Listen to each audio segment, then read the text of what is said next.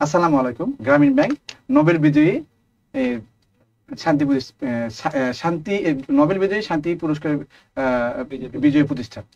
তো আজকে আমরা গ্রামীণ ব্যাংকের হচ্ছে শিক্ষানবিশ অফিসার, এটা নবম গ্রেডের। তো আমরা সলিউশন নিয়ে আসছি বিদ্যাবাড়ি পক্ষ থেকে। তো আমি আছি স্বর্ণ রহমান শখ স্যার, আর আমার সাথে আছেন প্রিয়। আমি মুজাহিদুল ইসলাম ওশান। ওকে, তাহলে আমরা প্রথমে আমাদের দেখেন, আমাদের হচ্ছে এটা দেখেন গ্রামীণ ব্যাংক প্রশ্ন সমাধান, পদের নাম শিক্ষানবিশ অফিসার। আজকে ডেট হচ্ছে 30 মে 2025। তো এই এটার সমাধান আজকে দিব। তো প্রথমে মূলত আমরা নাম্বার 1 থেকে শুরু করব। নাম্বার 1-এ প্রথমে ম্যাথ দিয়ে শুরু হয়েছে, তো আমি ম্যাথটা নিব। আর ম্যাথের পরে ইংলিশ হচ্ছে ইংলিশে নিব, আর পাশাপাশি যেগুলো আছে সাধারণ জ্ঞান বাংলা ওশান স্যার নিবে, হ্যাঁ বাকিগুলা। তো আপনারা তো সবাই জানেন যে গ্রামীণ ব্যাংক হচ্ছে নোবেল বিজয়ী একটি প্রতিষ্ঠান, যেটা 2006 সালে নোবেল পুরস্কারে ভূষিত হয়েছিল শান্তিতে। আর পাশাপাশি ডক্টর মোহাম্মদ ইউনূস, যিনি বর্তমান সরকারের একজন প্রধান উপদেষ্টা, তো তারই প্রতিষ্ঠানের পরীক্ষা হচ্ছে আজকে হয়েছে শিক্ষানবিশ অফিসার পদে। তো আশা করি আপনাদের সবার পরীক্ষা ভালো হয়েছে। এবং স্যার, আমার মনে পড়ে যে ব্যাচে যে আমরা যখন পড়িয়েছিলাম বিভিন্ন ব্যাচগুলোতে, এবং সবগুলো সাবজেক্টে যেভাবে আমরা পড়িয়েছি, দেখা যাচ্ছে সবগুলো কিন্তু ওই ব্যাচগুলো থেকে, যে পড়াগুলো থেকে কিন্তু এসেছে, প্রত্যেকটা টপিক থেকেই বেসিক। আমাকে সকালবেলায় একজন আমাকে নক করেছিল, বলো স্যার আজকে পরীক্ষা দিলাম, আলহামদুলিল্লাহ পরীক্ষা ভালো হয়েছে। তো আমি বললাম আমি তো ম্যাথ পড়াই স্যার। তো জি বলছে ম্যাথ কেমন আছে? বলে স্যার আপনি যে ম্যাথ পড়াইছেন স্যার, আমরা তো আরো কঠিন কঠিন ম্যাথ পড়ছি, করেছি। আর এখানে যে ম্যাথগুলো আসছে সেটা এত সহজ স্যার, আমি বুঝতে পারিনি। আপনারা যেভাবে করাচ্ছেন তার মধ্যে থেকে আসছে, এবং ম্যাথটা খুবই ভালো হয়েছে। আচ্ছা, তাহলে আমরা শুরু করে দিই তাহলে। ঠিক আছে। তো স্যার হচ্ছে শুরুতে আপনি গণিত এবং ইংরেজি সমাধান করবেন, এরপর হচ্ছে আমি বাংলা এবং সাধারণ জ্ঞান এই বিষয়টি নিয়ে ওকে, আলোচনা আমরা করব। বেশি সময় নেব না, আমরা ঠিক আছে দ্রুত স্যার, সমাধান করবো। আর আমি বলে দিব ক্লাস শেষে যে কাট মার্কস কত হতে পারে। ওকে, আমাদের ওশান স্যার বলে দিবে কাট মার্কস কত হতে পারে। ওকে, তাহলে আমরা শুরু করে দিই। দেখেন, আমি আবার বলছি যে শিক্ষানবিশ অফিসার আজকে ডেট 30/5/2025। ওকে, তো আজকে শুধু প্রি পরীক্ষা হয়েছে ডিরেক্ট। এখানে প্রথমে দেখেন, প্রথমে 10টা ম্যাথ আসছে, 10টা ইংলিশ এসেছে। দেখেন ম্যাথের এটা। তো প্রথম ম্যাথটাই ছিল যে দেখেন এখানে আমরা কিন্তু এখানে সরল মুনাফা যৌগিক মুনাফা আমরা এটা করাইছিলাম। এর চেয়ে কঠিন কঠিন ম্যাথ করাইছে। আর এই যে ম্যাথ আসছে এটা তো মুখে মুখে ম্যাথ করা যাবে। দেখেন এখানে কি ম্যাথে কি বলেছে, একজন গ্রাহক 18 মাসের জন্য 12% বার্ষিক হারে 15,000 টাকা ঋণ নেয়, সরল সুদ কত হবে? তো এটা তো এমনি বলা যায় যে এখানে 15,000 টাকার 12% কত, তাই না? তাহলে এক বছরে 15,000 টাকা 12% কত, তো সেটা হলো সুদটা হলো। আর এবং কি অর্ধেক মাসে কত হলো, তাহলে তার অর্ধেক করতাম 6 মাস, টোটাল 18 মাস। আর যদি এটা মুখে মুখে হয়ে যাবে। আর যদি বলেন যে না স্যার সূত্র দিয়ে করবো, তাহলে সূত্র মানে কত, আই সমান সমান কত হচ্ছে PNR, তাই না? এটা আমি করে দিয়েছিলাম PNR। তো এটা তো হচ্ছে দেখেন, এটা হচ্ছে পি মানে কি আসল, এটা কি ইন্টারেস্ট রেট, এটা কত হচ্ছে এন, কিন্তু এন। তো এখানে পি এর মান কত হচ্ছে 15,000। আর এখানে এন এর মান কত, এখানে এন এর মান কি 18 মাস। তো আমি বলেছি যে সময়টা সবসময় বছরে করতে হবে। তা 18 মাসকে যদি আমি 12 দিয়ে ভাগ করতে, বছর হয়ে যাবে, তাই না? আর এখানে কি, আর এর মানে তো 12%, 12% মানে কত, 100 দিয়ে ভাগ। তাহলে এখান থেকে দুটো শূন্য, এখানে দুটো শূন্য কেটে যায়, এই 12 কেটে যায়। তাহলে 18 এবং 15 এখানে গুণ করে দিলে 2700 হয়। This is the way of solving, তাই না? বাংলা ইংলিশ ম্যাথ ভালো করছি, জিকে উল্টাপাল্টা আসে, তাই না? একজন বলছে নো প্রবলেম, আমাদের ওশান স্যার সুন্দর করে বলে দিবে যে আমরা যেভাবে পড়াইছি, ইভেন জিকে মানে জেনারেল নলেজ যেটা পড়াইছি আমাদের যেভাবে পড়াইছে সেভাবে আসছে আর কি মূলত। তো আমি জিকে স্যারের সাথে আমরা কথা বলছি। ওশান স্যার তো বাংলা পড়ায়, জিকেও পড়ায়। তো ওশান স্যার বললো যে জিকেটাও খুব ভালো হয়েছে, বাট জিকের পরিমাণটা বেশি হয়েছে, তাই না ওশান স্যার? জিকের পরিমাণটা বেশি আসছে। তো তাহলে দেখেন এখানে নাম্বার 1 আমাদের হয়ে গেল। 2 নাম্বার আমরা বেশি সময় নিব না, কারণ কোশ্চেন সলভ তো 1 ঘন্টার মধ্যে হয়ে যাবে, বা 45 মিনিটের মধ্যে হয়ে যাবে। এরপরে দেখেন এই যে এই ম্যাথটা দেখেন, এই ম্যাথটা, একটি দল বছরে 10% হারে এত টাকা ঋণ নেয়, তাহলে এবং 12 মাসে সমান কিস্তিতে পরিশোধ করে, প্রতি মাসে কিস্তি কত? কত সহজ না? দুইটা ম্যাথ আসছে। ধরেন আমি সোহাগ স্যার আপনার কাছ থেকে কি করলো, 1 লক্ষ টাকা ঋণ নিল। ধরেন আজকে আপনার কাছ থেকে 1 লক্ষ টাকা, গণিতের নায়ক সোহাগ স্যার, শিপন দাস শিবলিকে থ্যাংক ইউ ভেরি মাচ। তো ধরেন 1 লক্ষ টাকা আমি আপনার থেকে ঋণ নিলাম, কত পার্সেন্ট? 10% interest rate. তার মানে হচ্ছে আপনার 1 লক্ষ টাকা, দেখেন দশক শতক হাজার উজুর লক্ষ, 1 লক্ষ টাকার 10%, তাহলে বছরে পার্সেন্ট সবসময় কি হয়, বছরে হয়। বছরে আপনি 10% কি করবেন, সুদ। তাহলে এটা কত হচ্ছে, তাহলে 10,000 টাকা সুদ হবে, তাই না? 10,000 টাকা সুদ হবে। তাহলে আমাকে বছর শেষে 1,10,000 টাকা আমাকে দিতে হবে, বুঝছেন? আচ্ছা, তাহলে বছর শেষে আমাকে 1,10,000 টাকা সুদ মানে টোটাল দিতে হবে। 10,000 টাকা সুদ দিতে হবে। তাহলে বলেন এখানে তো নরমাল, এখানে কোনো কিছু নাই, মানে কোনো কিছু বলে যদি যৌগিক মুনাফা হতো তাহলে যৌগিক মুনাফার কথা বলে দিত, যৌগিক মুনাফা, বাট যৌগিক মুনাফার কথা বলে নাই, তাহলে এটা সরল মুনাফা। তাহলে আপনি 1 লক্ষ টাকা 10% মানে কি 10,000 টাকা, তাহলে আপনাকে পরিশোধ করতে হবে কি 1,10,000 টাকা। তাহলে 1,10,000 টাকাকে আপনি যদি 1,10,000 এটাকে যদি যেহেতু 12 মাসে আপনি সুদ করবেন, তার মানে কি প্রত্যেক মাসে দিবেন, 12 দিয়ে ভাগ করলে আপনার হচ্ছে কি 9,166.67 টাকা আসে। That's it. কত সহজ না বলেন? ওকে, সূচনায় সমাপ্তি লেগেছে বগুড়া বস চলে, বগুড়া আসতেছে ইনশাল্লাহ। ওকে, এরপরে দেখেন 1 নাম্বার 2 নাম্বার হয়ে গেল। 1 নাম্বার 2 নাম্বার হচ্ছে মুনাফা থেকে এসেছে, মুনাফা বা সুদ থেকে এসেছে। এরপরে দেখেন এটা কি জিমিতি থেকে এসেছে। জিমিতি কত কঠিন কঠিন ম্যাথ করিয়েছিলাম এবং রিটেনও করে দিয়েছিলাম। তো দেখেন এখানে একটি আয়তাকার ক্ষেত্রের দৈর্ঘ্য, এই যে একটা আয়তাকার ক্ষেত্র, হ্যাঁ, এর দৈর্ঘ্য হচ্ছে, এর দৈর্ঘ্য 45 মিটার দিচ্ছে, প্রস্থ দিচ্ছে 225, তাহলে এর ক্ষেত্রফল কত, এইটুকু জায়গার পরিমাণ কত, তাহলে এটা এবং এটা গুণ করে দিলেই তো এটা ক্ষেত্রফল হয়ে যাবে। তো এটা গুণ করলে দেখেন 5 5 25, লাস্টে 5 আছে না, লাস্টে 5 জাস্ট এখানে আছে, এই জন্য গ আনসার। তাহলে আপনার ইজিলি আপনার ফুল ক্যালকুলেশন করা লাগলো না।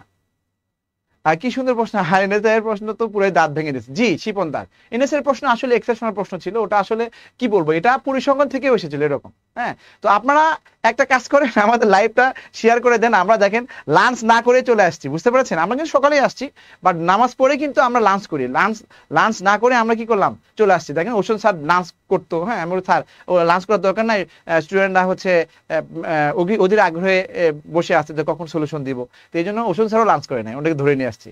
তো যাই হোক, বিদ্যাবাড়ি আপনাদের কত কত ভাবে, তাই না বলেন? আচ্ছা, এখন এখানে আরেকটা প্রশ্ন দেখেন, বুঝতে পেরেছেন তো এটা।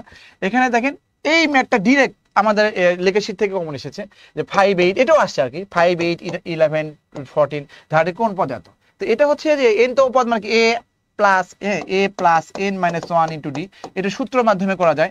আরেকটা জিনিস হচ্ছে আমি বলে দিয়েছিলাম ক্লাসে যে কত নাম্বার, ধরেন এটা কত নাম্বার পদ, 4 নাম্বার পদ, এটা 3 নাম্বার পদ, এরকম হতে হতে হতে হতে 383 কত নাম্বার পদ।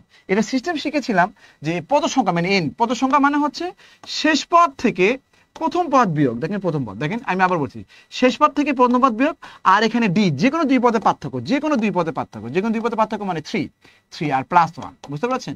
তাহলে এটাকে দেখেন, এটা বিয়োগ করলে কত হচ্ছে, 5 6 7 8 9 10 11 12 13, এখানে 8 না, 6 7 8 9 10 11 12 13, এখানে কত 7, এখানে কত 3, এখানে 3 প্লাস 1, এটা কাটাকাটি করলে 1 2 6 হয় প্লাস 1, তার মানে কত হচ্ছে 127। তাহলে 127 নাম্বার, এটা 4 নাম্বার 14, 127 নাম্বার পদে যে 383 হবে। This is the way of solving, বুঝতে পেরেছেন?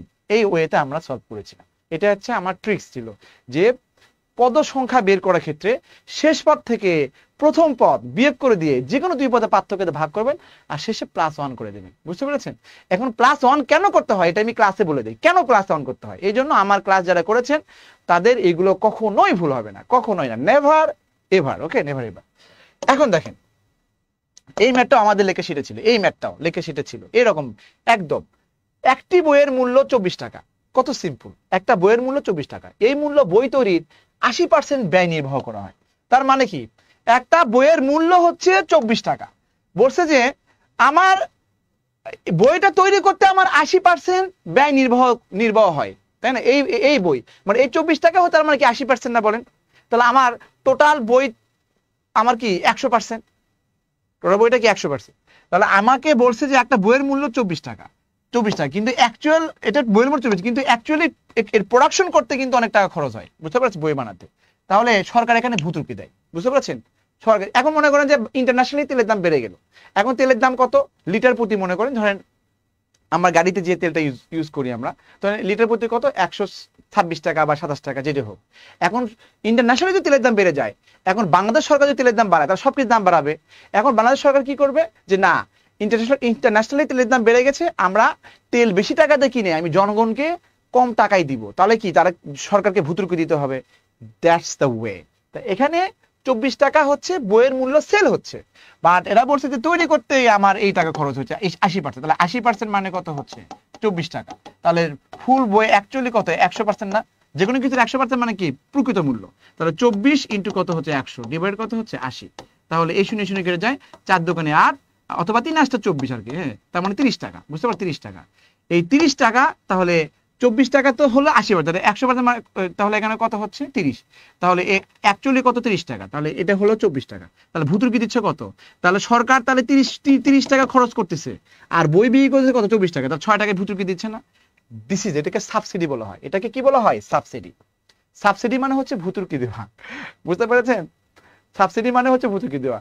তেলের দাম বেড়ে গেছে, বা সরকার বাইরে থেকে, গভর্নমেন্ট বাইরে থেকে তেল বেশি দামে কিনে জনগণকে কম দামে দিচ্ছে, এটাকে বলা হয় ভুতুর্কি। বইয়ের অ্যাকচুয়ালি তার 30 টাকা খরচ হয়, হ্যাঁ, সে উদার, বেনিভোলেন্ট, উদার, কাইন্ড, এজন্য 24 টাকায় সেল হচ্ছে, এজন্য তা 6 টাকা করে তাকে সরকার প্রত্যেক বইয়ের জন্য ভুতুর্কি দিতে হচ্ছে। ওকে, হৃদয় চন্দ্র দেব, থ্যাংক ইউ ভেরি মাচ। প্রশ্নগুলো ছিল, দেখেন আমরা কিন্তু এগুলা মিডল টার্ম করে কিন্তু আমরা এটা আসতো, তাই না? আমাদের আগে কি হতো, বলতো যে এটা মিডল টার্ম কত হয়, উৎপাদক বিশ্লেষণ করেন, তাই না? এটা করতো, এটা আনসার করলে এটা হতো। তাহলে এখন কি হবে, এই আনসারই দিছে, তাহলে মানে কি মিডল টার্ম বলতে এখানে উৎপাদক বিশ্লেষণ বলতে কি বোঝায়? উৎপাদক বিশ্লেষণ বলতে বোঝায় যে একটা রাশিকে আপনি যে কোনো ভাবে, আপনার কমন নেই হোক, সূত্র অ্যাপ্লাই করে হোক, মিডল ফ্যাক্টর করে, যে কোনো ভাবে আপনাকে গুণ অবস্থায় রাখতে হবে, গুণ অবস্থায়। তো তাহলে দেখেন এটাকে গুণ অবস্থায় রাখছি, এটাকে করে, তাহলে আর এটাই দিচ্ছে হচ্ছে আনসার। তাহলে এটা কি করতে হবে, এটা গুণ করে দিলে কি আগেরটা আসবে না? তো গুণ করে দিবেন। দেখেন এখানে এমনি বলা যায় -2 3 গুণ করলে -6, তাহলে -6 কোথায় আছে, এটা হবে না, এটা হবে না, এই দুটোর মধ্যে আনসার হবে। তারপরও আমি দেখেন আমি ভেঙে ভেঙে লিখেছি এখানে, x দিয়ে দুটোকে গুণ করেন, x আর 4x গুণ করলে কত, 4x স্কয়ার, x দিয়ে গুণ করলে কত হবে, +3x, এই -2 দিয়ে গুণ করলে কত হচ্ছে, -8x, আর এখানে গুণ করলে কত, -6 হয়, তার মানে কত, 4x স্কয়ার, এখানে -5x -6, তাহলে দেখেন এটা হবে আনসার। ওকে, আবার দেখেন 7 নাম্বারে কি বলেছে, 7 নাম্বার ব্যাখ্যা করে দিচ্ছি। এখানে বলা আছে 3x - y সমান কত, 3, আর এখানে 5x + y সমান কত, 21। এখানে x এবং y এর মান চাচ্ছে, তো এটা তো এমনিই তো বোঝা যাচ্ছে, হ্যাঁ, তো এটা যোগ করে দিলেই তো আপনার এখানে কি হচ্ছে, এটা কেটে যাচ্ছে, তার মানে কত, 8x সমান কত হচ্ছে, 24। তাহলে x এর মান কত হবে, 3 না বলেন? x এর মান যদি 3 দেই, ভালো করে বুঝেন, x এর মান যদি আমি এখানে 3 দেই, তাহলে এটা x এর মান 3 দিলে এটাকে 9 হবে, তো মাইনাস y কে 9 ওই পাশে গেলে -6 কত, এখানে -e হলো, তো -6, তো y এর মান হচ্ছে 6 হবে। তাহলে একটা হবে x এর মান হবে 3, এখানে 3 হলো, আর এখানে x এর মধ্যে এখানে বসায় 3 3 কে 9 হবে, তো এই 9টা এই পাশে গেলে -9 হবে, তার 3 এবং -9 মানে কত, -6, -4 সমান -6 মানে y সমান 6, এখানে 6 চলে আসলো, তাহলে ঘ নাম্বার আছে। ওকে, তো এইভাবে নরমালি করা যায়, বুঝতে পেরেছেন? নরমালি করে। ওকে, রাশিদুল ইসলাম হাসিব, হ্যাঁ আপনি তো ওটা বিয়ে করা লাগতো, আপনার ভুল হয়েছে ওটা, ঠিক আছে, সমস্যা নাই, নেক্সট বারে যেন ভুল না হয় ইনশাল্লাহ। একজন গ্রাহকের ঋণ অবশিষ্ট রয়েছে 6000 টাকা। ধরেন একজন কি হচ্ছে মানুষ, সে ঋণ করেছে, তো এখনো 6000 টাকা তার ঋণ বাকি আছে, হ্যাঁ, ঋণ আছে, এখনো ঋণ আছে। তো এখন সে প্রত্যেক সপ্তাহে যদি 400 করে, হ্যাঁ, ওই যে ব্যাপারটা বুঝতেছেন, এটা কিন্তু গ্রামীণ ব্যাংকের ইয়া, তো এরা কিন্তু সপ্তাহে কিস্তি দেয়, বুঝতে পেরেছেন? তো ধরেন আমি 6000 টাকা কি করলাম, আমি ঋণ নিলাম গ্রামীণ থেকে কিস্তি নিলাম, ধরেন, হ্যাঁ, কিস্তি নিলাম 6000 টাকা। তাহলে আমাকে কি করতে হবে, 6000 টাকা যদি আমি মানে নেই, তাহলে প্রত্যেক সপ্তাহে আমাকে 400 টাকা যদি কিস্তি ধরে, তাহলে আমার কত সপ্তাহ লাগবে, ডিরেক্ট 6000কে কি করবেন, 400 দিয়ে ভাগ করবেন, তাই না? এটা কমন সেন্স না বলেন? এটা কি সূত্রতে চলে? 6 15 কত হচ্ছে, 60, তার মানে 15 সপ্তাহ লাগবে, 15 সপ্তাহ। তাহলে 6000 টাকা যদি আপনি সুদ করতে চান, ঋণ আছেন, আপনি সুদ করতে চান, প্রত্যেক সপ্তাহে 400 টাকা করে যদি কিস্তি হয়, তাহলে 6000কে 400 দিয়ে ভাগ করলে আপনি সপ্তাহ চলে আসবে। কত সহজ না বলেন? আর এটা আমি এত ভালো করে দিছি স্টুডেন্টদেরকে, হ্যাঁ, ব্যাখ্যা দিছিলাম, বাট এখন তো আর ব্যাখ্যা দিব না। বলছি যে প্রতি সেকেন্ডে 15 মিটার একটা গাড়ি অতিক্রম করে, তারপর বেগ মানে কত, মানে 15, এটাকে বলে মিটার পার সেকেন্ড, বুঝতে পারছেন? মিটার পার সেকেন্ড, তো 15 মিটার পার সেকেন্ড, এর বেগ মানে কত হচ্ছে, 15 মিটার এখানে পার সেকেন্ড, হ্যাঁ, এভাবে লিখতে হয় 15 মিটার। এটা হচ্ছে বেগ, বেগের একক দুইটা, একটা মিটার পার সেকেন্ড, একটা কিলোমিটার পার ঘন্টা। দেখেন, একটা হচ্ছে মিটার পার সেকেন্ড, আর একটা হচ্ছে কিলোমিটার পার ঘন্টা। তো এখন আমি শিখেছিলাম যে মিটার পার সেকেন্ড থেকে কিলোমিটার পার ঘন্টা বেগের এককের পরিবর্তন হয়। তো ছোট একক থেকে বড় এককে গেলে জাস্ট 18/5 দিয়ে গুণ করতে হয়, আর বড় থেকে ছোট করতে গেলে 5/10 দিয়ে গুণ করতে হয়। তো এখানে বলেছে প্রতি সেকেন্ডে একটা গাড়ি প্রতি সেকেন্ডে 15 মিটার যায়, তার মানে কি এর বেগ হচ্ছে 15 মিটার পার সেকেন্ড। তাহলে আমাকে বলছে ঘন্টায় কত কত কিলোমিটার যায়, তার মানে কিলোমিটার পার ঘন্টা যাচ্ছে। তাহলে মিটার পার সেকেন্ড থেকে কিলোমিটার পার ঘন্টা, মানে এই যে মিটার পার সেকেন্ড থেকে কিলোমিটার পার ঘন্টা যদি আমি বেগের একে পরিবর্তন করি, তাহলে এটা কি করতে হবে, ওই যে বললাম না 18/5 দিয়ে গুণ করতে হবে, 18/5 দিয়ে গুণ করতে হবে, তারপর সঙ্গে সঙ্গে কিলোমিটার পার ঘন্টা হয়ে যাবে, সঙ্গে সঙ্গে কিলো। এগুলো আমি এত সুন্দর এর ব্যাখ্যাও দিছিলাম, কেন 18/5 হয় এটা ব্যাখ্যা দিছিলাম। 3 5 15 আর 18 আর 3 গুণ করলে 54 হয়। আনসার হচ্ছে কত হচ্ছে 44। Okay 44। This is the way of solving, তাই না? ওকে, সুনয়না খান নদী কমেন্টস করছে, thank you very much.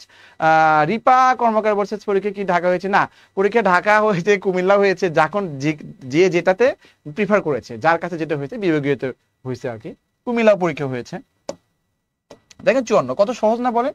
Last math, হ্যাঁ লাস্ট ম্যাথ ছিল। লাস্ট ম্যাথ কি ছিল এখানে? লাস্ট ম্যাথ ছিল, ওকে দেখেন এটা হুবহু বিদ্যাবাড়ির লেখা থেকে কমন পড়েছে। এটা আমরা মেন্টাল এবিলিটিতে পড়াতাম ডিরেক্ট। এটা হচ্ছে আমাদের 1 নাম্বার লেকচারে আছে, 1 নাম্বার লেকচারে এই এটা আমাদের বিদ্যাবাড়ির মেন্টাল এবিলিটি বইয়ে 1 নাম্বার লেকচার শিটে এটা দেওয়া আছে, বুঝতে পেরেছেন? বাট এইগুলো বিভিন্ন জায়গায় আসে, হ্যাঁ বিভিন্ন জায়গায় আসে। ম্যাথ মানে আসলে কোন ম্যাথ যে আসে তবে জাকিয়া আফরোজ, আপনি তো এই ম্যাথটা পারবেন ইনশাল্লাহ। হ্যাঁ আমি জানি জাকিয়া আফরোজ আগে ম্যাথে আনসার দিচ্ছে। ওকে, গণিত গুলো সহজ ছিল অবশ্যই। Imran Hossain, your definitely right. তাহলে হচ্ছে দেখেন ই মানে হচ্ছে 10, জে মানে কত 20, ও মানে 30, আর টি মানে 40, আর BEST এর মানে কত? The thing is very much simple. The dialogue is the thing is very much simple. তাহলে কিভাবে হবে? এখানে দেখেন ABCDEFGHIJKLMNOPQRSTUVWXYZ। আমি জাস্ট ব্যাখ্যা দিব, আমি জাস্ট আপনাদের ব্যাখ্যা দিব। এ মানে কি 1 নাম্বার লেটার না, বি নাম্বার কি এরকম। We have 26 letter in alphabet, we have 26 letter in English alphabet, বুঝতে পেরেছেন? তাহলে জেড হচ্ছে 26 নাম্বার যদি এখান থেকে 1 থেকে ধরি। তাহলে ই বলেন তো 5 নাম্বার না, এখানে দেওয়া আছে কি 10। যে কি বলেন 10 নাম্বার না, দেওয়া আছে 20।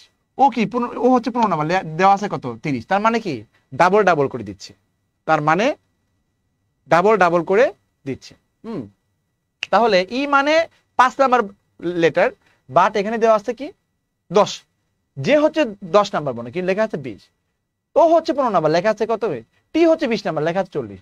তাহলে এটা কত হবে? বি কত বলেন তো? বি হচ্ছে 2 নাম্বার না, তাহলে এখানে হবে 4। ই কত? ই হচ্ছে 5, এটা কত হবে? 10, তাই না? 10। ওকে 10। এখানে ই হচ্ছে 10, তাহলে এখানে কত হবে? ই দেওয়া আছে, ই এখানে কত 10ই দেওয়া আছে, কম। এস কত বলেন তো? এস কত হয় দেখেন, এস হয় কত 19 নাম্বার, তাহলে হবে কত 38। আর টি কত? টি এখানে কত হচ্ছে 40, বুঝতে পারছেন? তাহলে এগুলো আপনাকে যোগ করতে হবে। এখানে কি যোগ করি? এখানে কত? এখানে 8 আর 9 থেকে 12 2, হাত থেকে 1 5 6 7 8 9, 92। Answer is 92। This is the way of solving. Okay, this is the way of solving. দেখেন আমি কত সহজে আমি করে ফেললাম, বুঝতে পেরেছেন? তো এগুলো হচ্ছে আমরা ম্যানুয়াল এবিলিটিতে করাই। আর যারা বললাম না যে ম্যাথ মানে হচ্ছে ম্যাথ, আপনার যে কিভাবে আসবে, ব্যাংকের ম্যাথে 2-1টা আইকিউ থাকবে, এটাই স্বাভাবিক, এটাই ন্যাচারাল, বুঝতে পারছেন? এটাই ন্যাচারাল। দেখেন আমরা ইংলিশ কোশ্চেনে চলে যাচ্ছি। দেখেন বলা আছে choose the correct synonym. Synonym মানে যে জানেন, ওই যে বাংলায় পড়তাম সমার্থক শব্দ। This is the magic of structure লিখছেন Shipon Das Shipon, thank you very much ভাইয়া। আচ্ছা, তাহলে কাট মার্কস আমাদের ওশন স্যার বলে দিবে। ওকে, ওশন স্যার বলে দিবে। ও কারণ ওশন স্যার সবকিছু নিচে, উনি তো দেখতেছে এগুলো, বুঝতে পারছেন? উনি সবগুলো দেখে ফাইনালি বলে দিবে যে কত।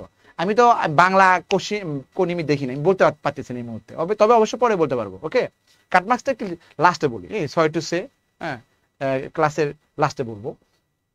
তো সিনোনিম জিনিসটা মানে হচ্ছে কি সমার্থক শব্দ।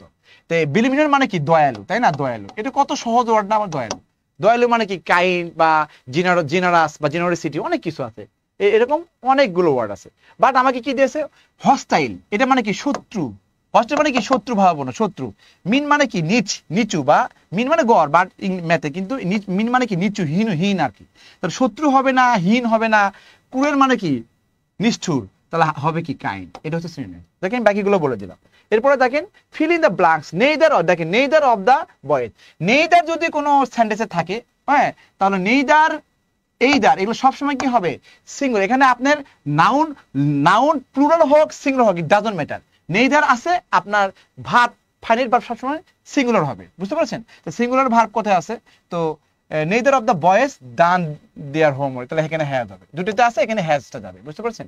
এই আর কি, এখানে ওয়ার হ্যাভিং হবে না। ওকে, এখন বলছে দেখেন কত সহজ, পারসন পারসন মানে এরকম, person habitually silent or talking little is called, দেখেন person who is the person, এখানে the person who is habitually silent or talking little, তার মানে কি পারসন যে প্রকৃতগতভাবে বা অভ্যাসগতভাবে সে খুবই সাইলেন্ট থাকে, নীরব থাকে এবং কম কথা বলে, টকিং কম কথা বলে, তাকে কি বলা হয়? তাকে বলা হয় টেসিটান অথবা কি ল্যাকোনিক বলা হয়, ল্যাকোনিক পারসন। হ্যাঁ, ল্যাকোনিক মানে কি যে স্বল্প কথা বলে, কম কথা বলে, টেসিটান অথবা ল্যাকোনিক দুটোর মধ্যে একটা হবে, বা টেসিটান আছে বিতে আনসার টেসিটান। আর সার্ভাইল মানে কি? সার্ভাইল মানে হচ্ছে কি বলো, যে কৃতদাস বা আপনার অনুগত, ও যে বলে না কৃতদাস কিনে, সার্ভাইল মানে কৃতদাস, হ্যাঁ, বা চাকরে বলতে পারেন। ইনইকুইভোকাল মানে ইকুইভোকাল মানে হচ্ছে মানে দ্ব্যর্থ আর কি, মানে দুটো মিনিং থাকে। আর আনইকুইভোকাল মানে হচ্ছে কি স্পষ্ট, স্পষ্ট, হ্যাঁ, কিন্তু শয়ে প স্পষ্ট অথবা ক্লিয়ার, ট্রান্সপারেন্ট, ক্রিস্টাল। তো আনইকুইভোকাল মানে স্পষ্ট। সিনোপটিক মানে কি সংক্ষিপ্ত বা সংক্ষিপ্ত, সিনোপটিক সংক্ষিপ্ত, এটা হচ্ছে স্পষ্ট, আর এটা মানে কি দাসী বা দাস বা চাকর। তাহলে বলছে যে অভ্যাসগত ভাবে বা ন্যাচারালি নীরব থাকে এবং কম কথা বলে তাকে বলা হয় মানে স্বল্পভাষী। আর টিসিডেন্ট মানে হচ্ছে স্বল্প, এদের সাথে মিলে না। তারপরে বাকিগুলো আমি আনসার করে দিলাম। Okay, which is a complex sentence? Complex sentence এটা চেহারা দেখলেই তো বোঝা যায়। আপনি রাস্তায় বের হলেন, আপনি জানেন না কোনটা রিক্সা, কোনটা ভ্যান, কোনটা আঙ্গুর, কোনটা কমলা, কোনটা সোহাগ স্যার, কোনটা ওষুধ স্যার, বুঝতে পারছেন? চিনবেন এটা, হ্যাঁ, কোনটা বিদ্যাবাড়ি, এটা বুঝবেন। তো এখানে which one is the complex sentence? Complex sentence মানে কি আপনার একাধিক ক্লোজ থাকবে, একাধিক ক্লোজ থাকবে। তো এখানে দেখেন অলদো ইট ইজ রেইন, মানে উই ওয়েন্ট আউট, বাংলাটা করে দেই, যদিও বৃষ্টি হচ্ছিল বাট আমরা বাইরে গেছিলাম চিল করতে, ঠিক আছে? তাহলে although it is rain we went out, আমরা বাইরে গেছিলাম। দেখ বৃষ্টির মধ্যে বাইরে যায় কি সুখে সুখে যায়, হয়তো চিল করতে যায় অথবা ঘুরতে যায় অথবা কি হয় কোনো কাজ জরুরি কাজে যায়। তো although it is rain we went out, তাহলে গো অ্যাওয়ে, ইট রেইন, এগুলো হচ্ছে সিম্পল সেন্টেন্স। যে সেন্টেন্সে মানে একটা ক্লোজ, হ্যাঁ, সাবজেক্ট এবং ভার্ব মিলে হয় ক্লোজ, বুঝছো, এটা সিম্পল সেন্টেন্স বলা হয়। মানে simple sentence having a subject a finite verb is called simple sentence. তো এগুলো হচ্ছে সিম্পল সেন্টেন্স, আর এটা হচ্ছে কি কমপ্লেক্স, এই জন্য আনসার হবে খ। ওকে, এখানে জুলাই এতয়ে মুভমেন্ট হচ্ছে নাউন বা এটা হচ্ছে সাবজেক্ট মূলত, হ্যাঁ। Movement was dash by students nationwide, মানে স্টুডেন্টস যে আন্দোলনটা, এটা এই মুভমেন্ট মানে এখানে কিন্তু আন্দোলন was led by students nationwide, বুঝতে পারছেন? মানে স্টুডেন্টদের যারা এই জুলাই যে ঘটনাগুলো হয়েছে, এটা কি ছাত্র আন্দোলন না, পুরো দেশব্যাপী না, এই জন্য নেশন ওয়াইড বলছে, এটাকে বলে দেশব্যাপী। নেশন ওয়াইড মানে কি, এটা কি নেশন ওয়াইড মানে জাতি, মানে পুরো দেশব্যাপীকে বলছে নেশন ওয়াইড। তাহলে জুলাই 2024 যে আন্দোলন হয়েছে, এটা কি, এটা হচ্ছে ছাত্র আন্দোলন, মানে পুরো দেশব্যাপী ছাত্র আন্দোলন দ্বারা লিড করছে, মানে কি, মানে এটা হচ্ছে পরিচালিত হয়েছে। এই জন্য এটা মুভমেন্ট ওয়াজ, এটা প্যাসিভ সেন্সে লিড হবে।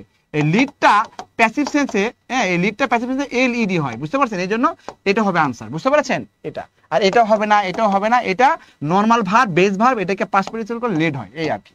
ওকে, এটা বুঝতে হবে, এটা হচ্ছে প্যাসিভ সেন্সে লিখছে। যে কোনো প্যাসিভ সেন্সে ভার্বের পাস্ট পার্টিসিপল হয়। চুজ দ্য কোঅর্ডিনেটর কনজাংশন মানে কি, ধরেন সংযোগ করবে, ঠিক আছে? যেমন ধরেন হচ্ছে আমাদের এখানে হৃদয় কৃষ্ণদেব আছে, তারপর আচ্ছা আমি এটার কথা পদ্মা কথা বলি।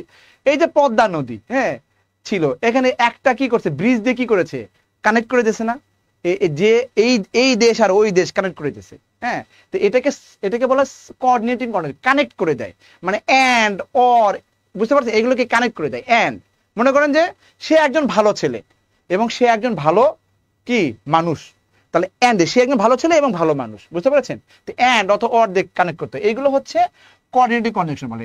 আপনি সার্জেলি বুঝতে পারবেন যে কোঅর্ডিনেটিং কনজাংশন কয়েকটা, মানে লিখবেন যে কোঅর্ডিনেটিং কনজাংশন, তাহলে অটোমেটিক চলে আসবে। এগুলো দেখবেন, এটা গ্রামার পড়বেন, গ্রামারও জানতে হয়, বুঝছেন? অর হয়।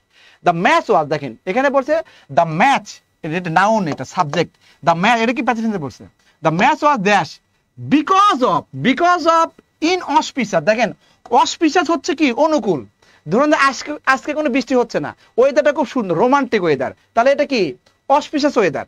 আর যখন দেখবেন বৃষ্টি হচ্ছে একদম বের হওয়া যাচ্ছে না, একদম পুরো ঢাকা শহর ডুবে গেছে, তার মানে কি ইনঅসপিশিয়াস ওয়েদার, বুঝতে পেরেছেন? মানে প্রতিকূল আর কি, ইনঅসপিশিয়াস ওয়েদার অফ কন্ডিশন, তাই না, ওয়েদার কন্ডিশন। তো বলছে যে প্রতিকূল ওয়েদার হওয়ার কারণে ম্যাচটা কি করছে, ম্যাচটা কি হয়েছে, স্থগিত করা হয়েছে বা বাদ দেওয়া হয়েছে, বন্ধ করা হয়েছে বা স্থগিত করা হয়েছে। তাহলে এরকম কিছু আসবে না। আর ম্যাচ তো নিজে নিজে স্থগিত হয় না, ওকে স্থগিত করা হয়, সোয়াক্সার করে অথবা কর্তৃপক্ষ করে। তাহলে এই জন্য দ্য ম্যাচ ওয়াজ প্যাসিভ সেন্সে আসবে। তাহলে এখানে কল্ড অফ, কল্ড অফ মানে স্থগিত করা, পুট আউট মানে হচ্ছে নিভানো, নিভানো মানে কোনো কিছু রিমুভ করে দেওয়া, নিভানো। আর ওয়ার্কড আউট মানে কি, ওই যে দেখেন না মাঝে মাঝে শাহবাগে কি হয়, মানে স্ট্রাইক করে না, ধর্মঘট, ধর্মঘট করলে বলে ওয়ার্কড আউট, ওয়ার্কড আউট মানে বিশেষ করে শ্রমিকরা যখন ধর্মঘট করে এটাকে ওয়ার্কড আউট বলা হয়। আর টেকন অফ মানে তো জানেন, টেক অফ মানে উড়া, উড্ডয়ন করা, টেক অফ মানে খুলে ফেলা, অনেক কিছু। তাহলে the match was called off because of inauspicious weather condition. বুঝতে পারছেন, এটার সাথে কি হয়, মনে হয় যে সাবলীল ভাবে মিনিং চলে আসে, বুঝতে পারছেন। তাহলে এমনি বলা যায়, বাকিগুলো পড়া উচিত, কারণ এগুলো তো ঘুরে ঘুরে ঘুরে ঘুরে কোথাও না কোথাও আসে। So you have to know all, okay. আপনি শুধু আনসার জানলে হবে না, বাকিগুলো জানা উচিত। বাট আজকে কোশ্চিন কম্পারেটিভলি সহজ হয়েছে বিদায় আমি একটু ব্যাখ্যা দিয়েছি, তাছাড়া কঠিন হলে জাস্ট আনসারগুলো দিতাম, কারণ কঠিন হলে ব্যাখ্যা দিতে সময় লাগে, বুঝতে পারছেন, ওকে। আচ্ছা, এরপরে দেখেন আমাদের ক্লাস প্রায় শেষ, আমার ক্লাস মোটামুটি দেখেন আর তেমন নাই। এখানে বলা আছে 18 নাম্বার, দেখেন 18 নাম্বার। এরপরে কিন্তু আমাদের প্রিয় অপশন স্যার আসবে, ঠিক আছে। দেখেন which of the following word, বলছে যে নিচের কোন ওয়ার্ড গুলো ইজ অপোজিট অফ রিকনসিলিয়েশন। বলেন তো এই রিকনসিলিয়েশন মানে কি, রিকনসিলিয়েশন মানে কি, মিল হওয়া, মীমাংসা হওয়া, বুঝতে পারছেন, অথবা কি রিইউনিয়ন হওয়া, this is the way of solving, একজন বলেছে বিশ্বাস নিপে বিষয় রিইউনিয়ন, বুঝতে পারছেন। রিইউনিয়ন মানে হচ্ছে, রিইউনিয়ন মানে হচ্ছে, মানে কি বলে, রিইউনিয়ন মানে কি বলে, মানে পুনর্মিলন হওয়া। তো রিকনসাইল, রিকনসাইল হচ্ছে মীমাংসা করা, কোনো কিছু মীমাংসা করা, ঝগড়া বিবাদ দ্বন্দ্ব মীমাংসা করা, অথবা কি পুনর্মিলন হওয়া। আর রিকনসিলিয়েশন হচ্ছে নাউন ফর্মে আছে। তাহলে এটার অপোজিট ওয়ার্ড, তো অপোজিট মীমাংসা করার উল্টা কি হবে, মানে সংঘাত করা না, বলেন মারামারি করা না, এরকম। তো সংঘাত করা মারামারি করা হচ্ছে কনফ্লিক্ট, বুঝতে পারছেন, সংঘাত করা। আর হারমোনি মানে কি, হারমোনি মানে হচ্ছে মিল, এটা মানে মিল। আর নেগোসিয়েশন মানে কি মিল। আর মোবিলিটি মানে কি, এটা তো জানো, মোবিলিটি মানে হচ্ছে গতি বা এরকম, হ্যাঁ। তার মানে আনসার হবে কত, কনফ্লিক্ট, ওকে। হি ইজ, দেখেন he is man to depend on the underline parties. দেখেন এখানে নাউন ফ্রেজ, নাউন ফ্রেজ তো না, এটা নাউন ফ্রেজ না। নাউন ফ্রেজ যদি দেখেন, নাউন ফ্রেজকে সবসময় ইট দ্বারা রিপ্লেস করা যায়। দা হি ইজ ম্যান ইট, এটা হলো মিনিংফুল হলো, তাহলে নাউন ফ্রেজ হবে না। আর এখানে adjective phrase, adverbial, adverb phrase মানে কি আপনার সময় সাপেক্ষ থাকবে, বুঝতে পারছেন। তাহলে এটা অ্যাডভার্ব, এটাও হবে না, এটাও হবে না। তার মানে খ এবং ঘর মধ্যে আনসার হবে। প্রিপোজিশনাল ফ্রেজ বলা যায়, বাট হি ইজ ম্যান, এই ম্যানটা ডিপেন্ড করতেছে, মানে এই ম্যানের দোষ গুণ সম্পর্কে কিছু একটা বলছে, এই জন্য এটাকে গুণ বোঝাচ্ছে, এই জন্য এটাকে বলতে হবে an adjective phrase. This is the way of solving. আমি কিন্তু এক্সপ্লেনেশন করে দিলাম। তো আমার ম্যাথের এক্সপ্লেনেশন ছিল এবং ইংলিশের এক্সপ্লেনেশন ছিল। তো this is all for today from Sohag sir. Right now আমাদের হচ্ছে এই মুহূর্তে সাধারণ জ্ঞান অনেক বেশি এসেছে, বাংলা অনেক বেশি এসেছে, আমাদের সবার প্রিয় অপশন স্যার সলভ করবে, ওকে। তো stay connected, stay with the বাড়ি। আর অপশন স্যার বলে দিবে, স্যার বলে দেন যে কত কাট মার্কস হতে পারে, ওকে। তো থ্যাংক ইউ ভেরি মাচ। অনেক সুন্দর আপনি সমাধান করে দিয়েছেন। This is the way of solving Sohag স্যারের, okay, that thing is very simple. আচ্ছা, এরপর হচ্ছে বাংলা যে অংশটি ছিল খুবই সহজ এসেছে, বেশ কিছু প্রশ্ন ক্রিটিক্যাল ছিল। তো এর মধ্যে দেখেন পরিচিত প্রশ্নগুলোই কিন্তু এসেছে। শুরুতেই দেখেন যে মুক্তিযুদ্ধ ভিত্তিক উপন্যাস নিষিদ্ধ লোবান এর রচয়িতাকে, খুবই কমন একটি প্রশ্ন, বিভিন্ন চাকরি পরীক্ষায় এই প্রশ্নগুলো এসে থাকে। একটা কমন একটা প্রশ্ন এসেছে, সেটা আমরা সকলেই জানি, সেটা হচ্ছে সৈয়দ শামসুল হক। এই সৈয়দ শামসুল হকের রচিত একটি উপন্যাস হচ্ছে, যেটি মুক্তিযুদ্ধ ভিত্তিক উপন্যাস ছিল। এরপর আমরা দেখব সাধু ও চলিত ভাষার পার্থক্য হয় কোথায়। আমরা জানি যে পদ হলো 5 প্রকার। এই 5 প্রকার যে পদ রয়েছে, বিশেষ্য, তারপর হচ্ছে কি বিশেষণ, এরপর হলো সর্বনাম, এরপর হলো কি অব্যয়, এরপর হলো ক্রিয়া। এই 5 প্রকার যে পদ রয়েছে প্রাচীন ব্যাকরণ অনুযায়ী, তবে আধুনিক ব্যাকরণ অনুযায়ী হচ্ছে পদ হলো 8 প্রকার। তো এখানে দেখেন এই যে 5 প্রকার যে পদ রয়েছে, এই 5 প্রকার পদের মধ্যে তিনটা পদের কোনো পরিবর্তন হয় না, সাধু ভাষায় হবে না, চলিত ভাষায় হবে না। যেমন দেখেন বিশেষ্য, বিশেষ্য যেমন দেখেন আমার নাম, এই যে আমার নাম দেখেন সাধু ভাষায় যা চলিত ভাষায় তা কোনো পরিবর্তন হবে না। পাশাপাশি দেখেন বিশেষণ, বিশেষণ যেমন হচ্ছে আমরা যে বলতে পারি সেটা হচ্ছে কি যেমন হচ্ছে দেখেন তরুণ, এই যে তরুণ হচ্ছে একটা বিশেষণ, এই তরুণ সাধু ভাষায় যা হবে চলিত ভাষায়ও কিন্তু ঠিক তাই হবে। আরেকটি হলো অব্যয়পদ, অব্যয়পদ যেমন হচ্ছে অধিকন্তু, এবং, ও, আর, এই যে অব্যয়পদগুলো রয়েছে তবুও, তাই না, এবং, ও, আর, এগুলো সাধু ভাষায় যা ব্যবহার হবে যেভাবে যেরকম আকৃতি প্রকৃতি থাকবে চলিত ভাষায় কিন্তু ঠিক একই রকম থাকবে। শুধু পরিবর্তন হবে সর্বনাম এবং ক্রিয়াপদে। সর্বনাম যেমন আমরা বলতে পারি যে আমাদিগকে, আমরা সাধু ভাষায় কি বলি আমাদিগকে, চলিত ভাষায় এটাকে আমরা সংক্ষেপে বলি কি আমাদেরকে, আমাদেরকে বলে থাকি, তাই কিনা সর্বনাম পদে। ক্রিয়াপদ দেখেন করিয়া ছিলেন, সাধু ভাষায় বলে থাকি করিয়া ছিলেন, বিস্তারিত রূপ ব্যবহার হচ্ছে। আর চলিত ভাষা আমরা কি বলি করেছিলেন। তাহলে বুঝতে পারলাম যে 5 প্রকার যে পদ রয়েছে প্রাচীন ব্যাকরণ অনুযায়ী, তার মধ্যে বিশেষ্য, বিশেষণ এবং অব্যয় পদ, এই তিনটা পদের কোনো পরিবর্তন হবে না, সাধু ভাষায়ও হবে না, চলিত ভাষাতেও হবে না, শুধু সর্বনাম এবং ক্রিয়াপদ এই দুটার পরিবর্তন হবে। সাধু ভাষায় বিস্তারিত রূপ এবং চলিত ভাষায় হচ্ছে সংক্ষিপ্ত রূপ। তাহলে সেই দৃষ্টিকোণ থেকে আমরা বলতে পারি ক্রিয়াপদ এবং সর্বনাম পদ এই দুই পদেই কি হয় সাধু এবং চলিত ভাষার পার্থক্য হয়। অনেকে অবশ্য সঠিক উত্তর দিতে পেরেছেন, অনেকে দিয়েছেন রেজাউল করিম। আচ্ছা, এরপরে যে প্রশ্নটি আছে দেখেন, এ বয়সে তবু নতুন কিছু তো করো, তাই কিনা, এ বয়সে তবু নতুন কিছু তো করে। দেখেন এই যে এখানে তবু যে পদটি রয়েছে এটি মূলত কোন ধরনের পদ, বা তবু যে শব্দটি রয়েছে এটি কি ধরনের শব্দ সেটা আমাদেরকে বের করতে হবে। খেয়াল করেন এটা কি বিশেষ্য, সর্বনাম, বিশেষণ নাকি অব্যয়। এখানে দেখেন এই যে তবু, এই পদটি মূলত হচ্ছে এক ধরনের অব্যয়, এটা হলো কি এক ধরনের অব্যয়, বা যেটাকে আমরা অনুসর্গও বলতে পারি। অনুসর্গের কাজ কি, অনুসর্গের কাজ হচ্ছে কোনো বাক্যের মাঝে বা শেষে যুক্ত হয়, হয়ে সেটা কি করে অর্থ প্রকাশে সহায়তা করে। তাহলে এটা হচ্ছে এখানে তবু, তবু হচ্ছে কি অব্যয় পদ। এরপর দেখবো আমরা উপসর্গযুক্ত শব্দ কোনটি। একটু ভালো করে দেখেন যে উপসর্গযুক্ত শব্দ কোনটি। এটি আমি গতকাল 11 থেকে 20তম গ্রেডের একটি ব্যাচে আমি পড়িয়েছিলাম। গতকাল তাদের এটি ছিল উপসর্গ অনুসর্গ অধ্যায়। তো সেখানে কিন্তু এই প্রশ্নটি ছিল, কোন একটা চাকরি পরীক্ষা এসেছিল, তো এটা কিন্তু তাদেরকে বুঝাই দিয়েছিলাম। তো বিদ্যা যে শব্দটি আছে এটা হচ্ছে মূল শব্দ, বিষয় এটাও দেখেন মূল শব্দ, বিপুল এটাও মূল শব্দ, কিন্তু দেখেন বিদ্রোহী, দ্রোহী থেকে এসেছে, মূল শব্দ হচ্ছে কি দ্রোহী, এই দ্রোহী শব্দ থেকে এসেছে কি বিদ্রোহী, এই বি উপসর্গটি এখানে ব্যবহার হয়েছে। এবং মজার বিষয় হচ্ছে যে আশু বিনি চারটা যে উপসর্গ রয়েছে, যেটি খাঁটি বাংলা উপসর্গ এবং তৎসম উপসর্গ দুই জায়গাতেই রয়েছে, বাংলাতেও রয়েছে এবং বাংলা যে সংস্কৃত বাংলা উপসর্গ এবং সংস্কৃত উপসর্গ দুই জায়গাতে কিন্তু রয়েছে আশু বিনি এই চারটা উপসর্গ। এখন খেয়াল করেন এই যে বিনি যে শব্দটি আছে, যেমন আমরা বলতে পারি, তাই না, যেমন দেখেন সেদ, সেদ থেকে কি বলতে পারি আমরা বিচ্ছেদ বলে থাকি, তাই না, সেদ থেকে কি আসলো বিচ্ছেদ আসলো। আবার দেখেন দ্রোহী থেকে এসেছে বিদ্রোহী। তাহলে এই যে বি যে উপসর্গটি এখানে আছে এটি কি বাচক উপসর্গ হবে, এটা কি খাঁটি বাংলা হবে নাকি সংস্কৃত হবে। মনে রাখবেন এই চারটা উপসর্গ যেহেতু বাংলায়ও আছে সংস্কৃত ভাষাতেও আছে, যদি এই চারটি উপসর্গ বাংলা শব্দের সামনে আসে তাহলে সেটা হবে বাংলা উপসর্গ, এবং যদি কখনো এটা সংস্কৃত শব্দের সামনে আসে তাহলে এই উপসর্গটাকে আমরা বলবো সংস্কৃত উপসর্গ। ঠিক আছে, আচ্ছা এরপর দেখেন, এরপর যদি আমরা বলি বাংলা বর্ণমালায় পরাশ্রয়ী বর্ণ কোনটি, কতটি রয়েছে পরাশ্রয়ী বর্ণ। বাংলা বর্ণমালায় মোট যতগুলো বর্ণ আছে, বর্ণমালায় 50টি বর্ণ আছে, এর মধ্যে পরাশ্রয়ী বর্ণ, পরকে আশ্রয় করে যে বর্ণগুলো উচ্চারিত হয় নিজে নিজে উচ্চারিত হইতে পারে না, এই ধরনের বর্ণ আছে কতটি, 3টি। আমরা জানি বিসর্গ আছে, অনুস্বার আছে এবং কি আছে খণ্ডত। এই যে দেখেন আরেকটা হলো কি চন্দ্রবিন্দু, বিসর্গ, অনুস্বার এবং আরেকটা কি হলো চন্দ্রবিন্দু। এই যে তিনটা আপনারা দেখতে পাচ্ছেন, এই তিনটি বর্ণ কি করে পরকে আশ্রয় করে এই তিনটি বর্ণ উচ্চারিত হয়, নিজে নিজে কখনো উচ্চারিত হইতে পারে না। অনুস্বার এবং কি বিসর্গ, আরেকটা হলো কি চন্দ্রবিন্দু, এই তিনটি। এরপর দেখবো আমরা আমি বাংলায় গান গাই খ্যাত বরেণ্য গীতিকার প্রতুল মুখোপাধ্যায় মৃত্যুবরণ করেছেন কবে। এটা অবশ্যই একটু ক্রিটিক্যাল প্রশ্ন, কারণ এটা যদি এক্সাক্ট উত্তর না জানেন তাহলে এটার উত্তর কিন্তু আপনি দিতে পারবেন না, অর্থাৎ এই তথ্যটি আপনাকে জানতে হবে, তাই না, এটা হলো কি মেমোরাইজিং একটা বিষয়, এটা আপনাকে মনে রাখতে হবে। তো দেখেন আমরা জানি যে এই প্রতুল মুখোপাধ্যায় মূলত মৃত্যুবরণ করেছিলেন 15ই ফেব্রুয়ারি 2025 সালে। 2025 সালে 15ই ফেব্রুয়ারি তিনি কি করেছেন, মৃত্যুবরণ করেছেন। আমি বাংলার গান গাই, তাই না, এই যে গানটি রয়েছে এই গানের যিনি গীতিকার ছিলেন।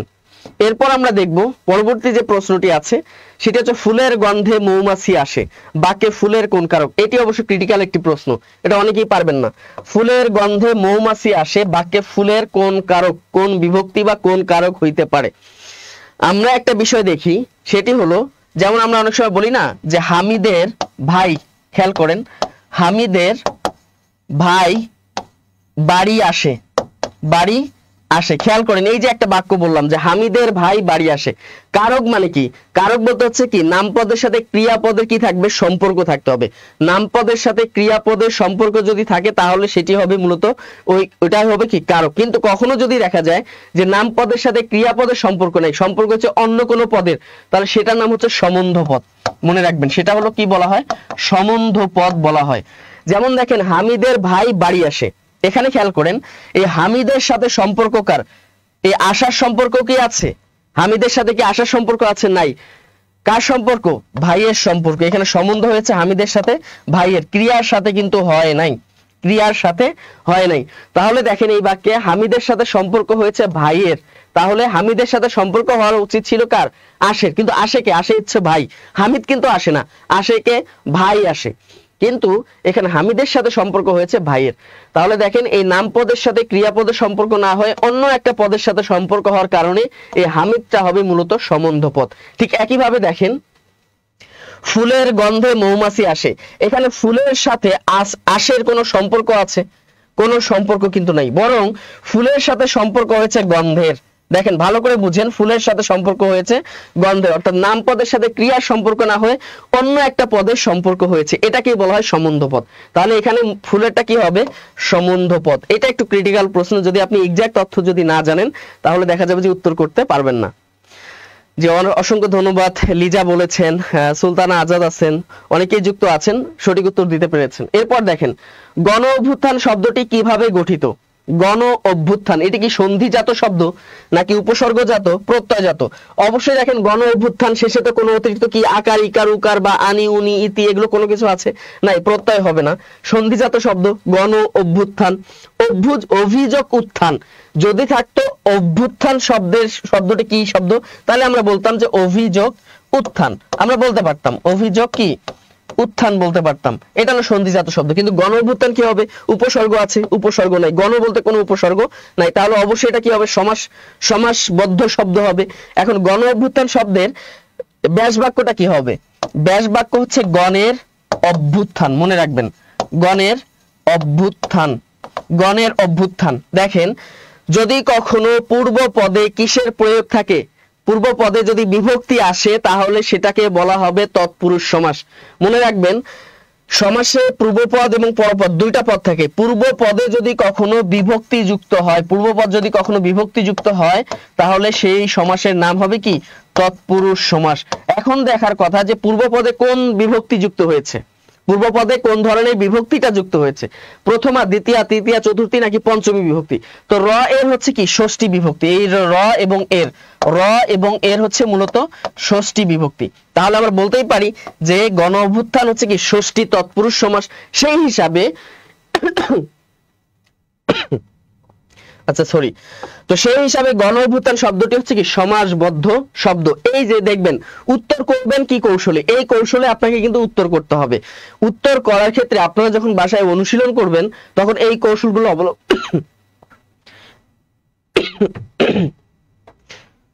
তখন এই কৌশলগুলো আপনাদেরকে কি করতে হবে? অবলম্বন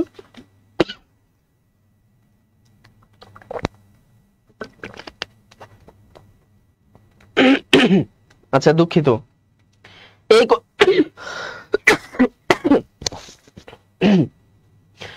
তখন আপনাকে এই কৌশলগুলো কি করতে হবে? অবলম্বন করতে হবে। এভাবে আপনারা সমাধান করবেন। এরপর দেখেন খাঁটি সোনার চাইতে খাঁটি আমার দেশের মাটি।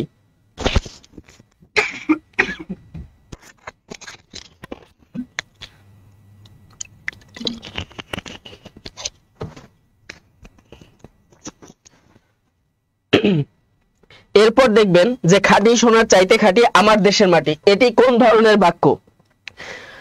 মনে রাখবেন একটি প্রধান বাক্য যখন একটি খণ্ডবাক্যের সাথে অথবা অপ্রধান খণ্ডবাক্যের সাথে সম্পর্ক স্থাপন করে সেটাকে বলা হয় জটিল বা মিশ্র বাক্য।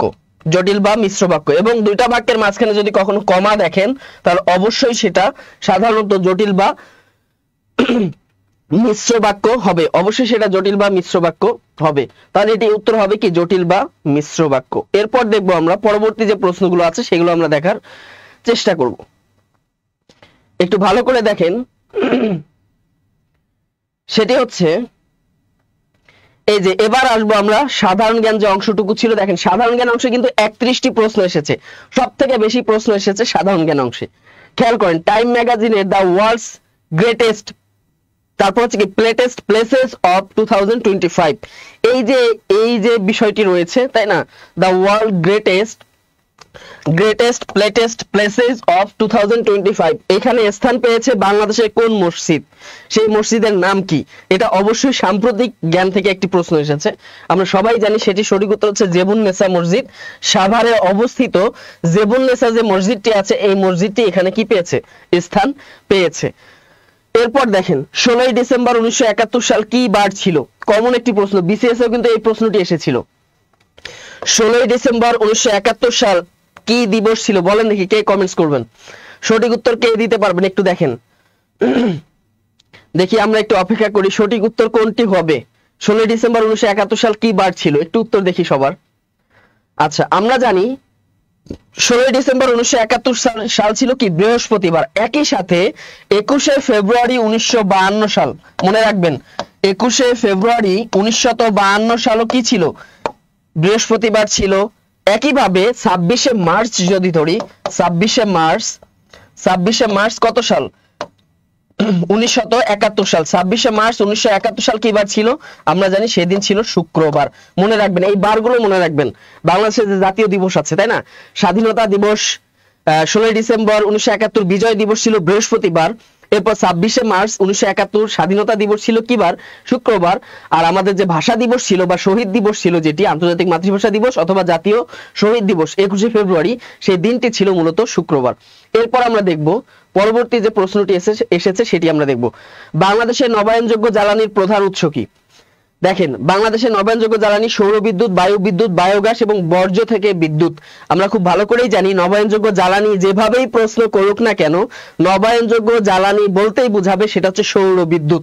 সেটা প্রশ্নটি যেভাবেই করুক না কেন, একটু কিন্তু ঘুরিয়ে করেছে, মানে সচরাচর আসে এরকম প্রশ্ন যে নবায়নযোগ্য জ্বালানির উৎস কোনটি। সম্ভবত এই প্রশ্নটি এসেছিল 45 বা 46তম বিসিএস, যে কোনো একটা বিসিএস এই প্রশ্নটি এসেছিল। সেই প্রশ্নটাকে একটু মডিফাই করে দিয়েছে যাতে আপনারা একটু হেজিটেট হয়ে যান যে বাংলাদেশের নবায়নযোগ্য জ্বালানি উৎস কি। তাহলে উত্তর হবে কি সৌর বিদ্যুৎ। তাহলে এটা যেভাবে আসুক না কেন নবায়নযোগ্য জ্বালানি মানেই সৌর বিদ্যুৎ। বাংলাদেশে বাধ্যতামূলক প্রাথমিক শিক্ষা আইন পাস হয় কবে? বাধ্যতামূলক প্রাথমিক শিক্ষা আইন, এটা আমরা অনেকেই জানি, কমন একটি প্রশ্ন। আপনারা দীর্ঘদিন ধরে পড়াশোনা করেছেন, দেখা যাক দেখি। সেটি হচ্ছে 1991 সালে। 1991 সালে তৎকালীন সরকার কি করেছিল? বাংলাদেশে বাধ্যতামূলক প্রাথমিক শিক্ষা আইন, এই আইনটি পাশ করেছিল।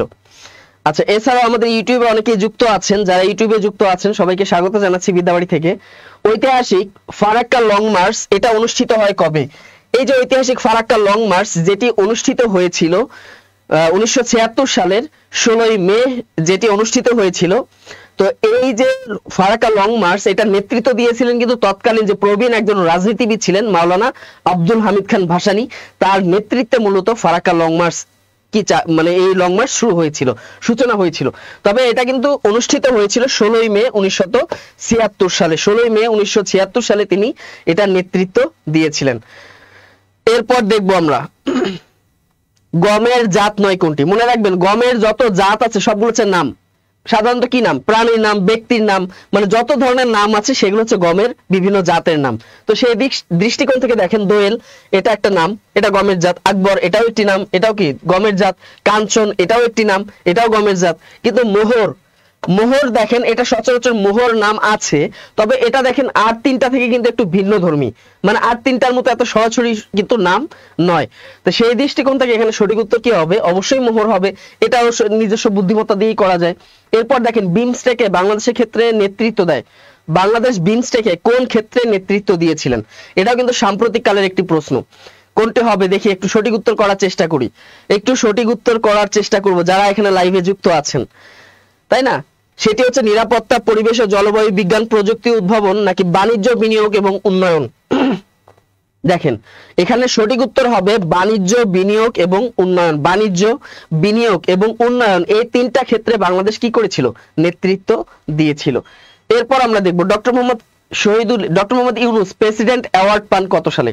দেখেন নোবেল পুরস্কার তিনি পেয়েছিলেন, তিনি এবং তার যে গ্রামীণ ব্যাংক যৌথভাবে পেয়েছিলেন নোবেল পুরস্কার 2006 সালে, কিন্তু তিনি প্রেসিডেন্ট অ্যাওয়ার্ড কবে পেয়েছেন? তার মানে দেখেন সাম্প্রতিক কালে যে পরীক্ষাগুলো হচ্ছে, এই সাম্প্রতিক কালে পরীক্ষাগুলোতে ডক্টর মোহাম্মদ ইউনূস সম্পর্কে বিস্তারিত তথ্য কিন্তু আপনাকে জেনে যেতে হবে।